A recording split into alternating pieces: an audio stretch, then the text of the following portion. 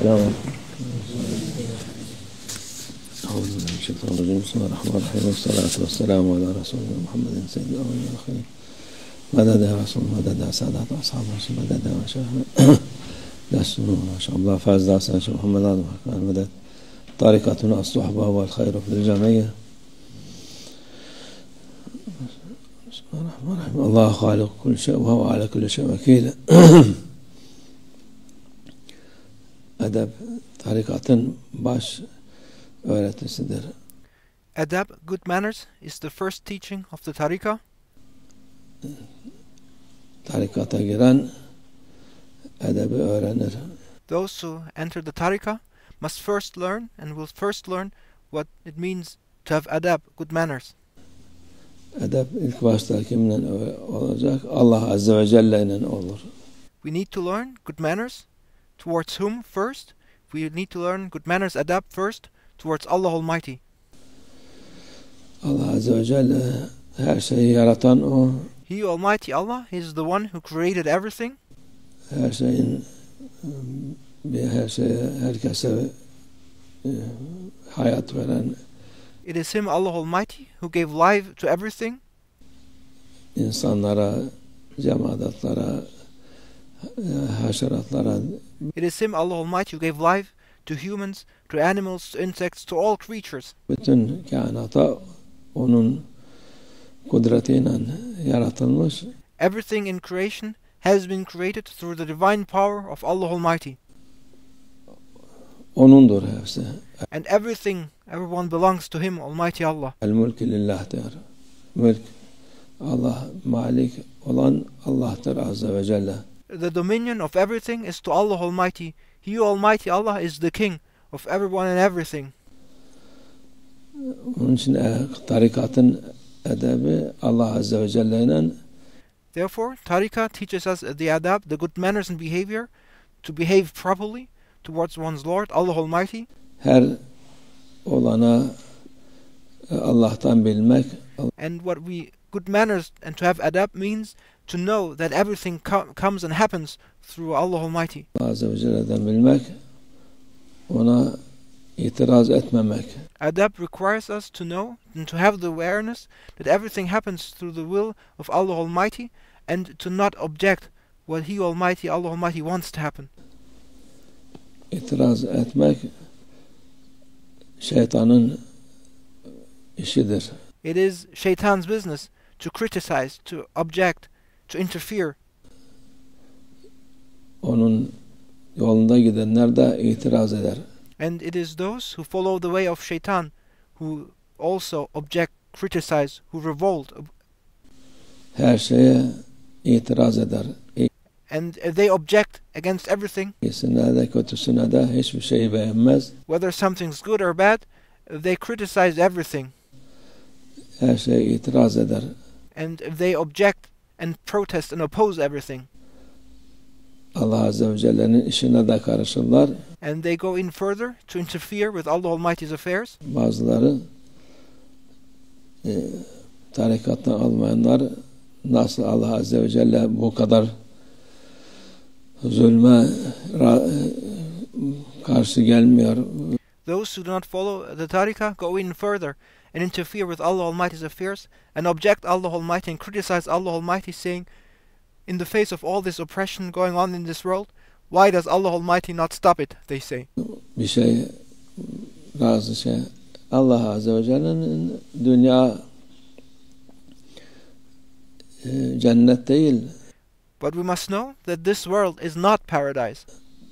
Dünyada imtihan yeridir. This world is a place for being tested. O olacak. Her türlü şey olacak Allah. And therefore, being tested means that everything can happen and everything will happen. Muhafaza etsin.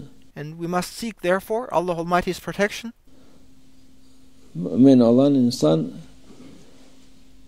Allah'a yalvaracak ki those who believe in Allah Almighty pray to Allah Almighty and ask from Allah Almighty. Allah muhafaza etsin kendisini. And those who believe in Allah Almighty request from Allah Almighty protection. O başka türlü olmaz. Sen istediğin kadar itiraz et. There's no other way. There's no way to change. You may object, interfere, criticize as much as you want. O şey, sana gelecek şey ancak Allah'ın merhametiyle dua yapıp onu muhafaza etsin diye şey yaparsın. What you are destined to go through will happen to you, and there is no escape, except asking Allah Almighty for protection and asking Allah Almighty to protect you from what is destined for you. Allah'a karşı gelmekle bir şey olmaz. You will not obtain anything by opposing Allah Almighty. Şu daha iyi yapar, bu daha kötü yapar diye People may say, if that one came, he would do a better job. If this one comes, he will do a bad job, they say. Kimseye güvenme. Don't trust anyone. Allah Azze ve Celle yalnız güven. Allah Azze ve Celle'nin Trust in Allah Almighty only. kudreti, takdiri, Allah Azze ve Celle her şeyi yapar. Trust in Allah Almighty and His power and His divine will, and He Almighty Allah is the one who can do anything. Her şeye kadir olan Allah Azze ve Celle He has the power over everything and He is capable of everything. zoru kolaylaştırır. He is the one who can make the difficult become easy. Allah her türlü beladan muhafaza eder. It is Him, Allah Almighty, who can protect you from all kinds of affliction. Her şeyi yapan Allah Azze ve Celle'dir. Odur. It is Him, Almighty Allah, who can do anything. İşte tarikatın esası, tarikatta olmayanlar And this is the essence of what Tariqah teaches us. Müslüman bile olsa gene itiraz eder. However, those who do not follow the Tariqah, they don't have these manners. And even Muslims who do not follow the Tariqah, they still continue to criticize and oppose and object. Şu yapar, bu yapar. Hiçbir fayda da etmez.